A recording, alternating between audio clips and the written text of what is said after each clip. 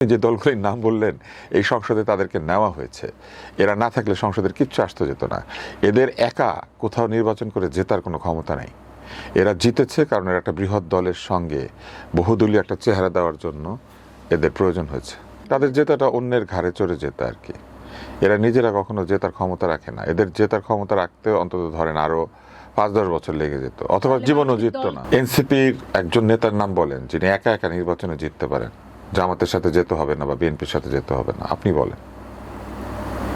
আপনার ধারণা নাই, কিন্তু আপনার ধারণা নাই। নাহিদ বা আপনি এদেরকে চেনেন, কিন্তু এরা কি একা জিতেছে কোথাও? একা কখনো নির্বাচন করেছে? যেভাবে পুরো 46টা ইয়েতেই জয়লাভ করলো একক মানে সংখ্যাগরিষ্ঠতার দিক থেকে, সেটা তাহলে কি শুধুমাত্র মানুষ জামাতের কারণেই ভোটটা দিয়েছে?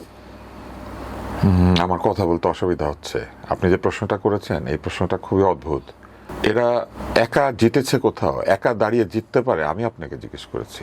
এই যে দলগুলির কথা বললেন, জুনায়েসাকে মেয়র ইলেকশন করেছিল, কয়টা ভোট পেয়েছিল? আপনি যে দলগুলির কথা বললেন, এরা জীবনে কোনোদিন একটা মেয়র ইলেকশনে, একটা পৌরসভার ইলেকশনে কাউন্সিলর পদে তাদের কোনো ব্যক্তি কখনো জিতেছে?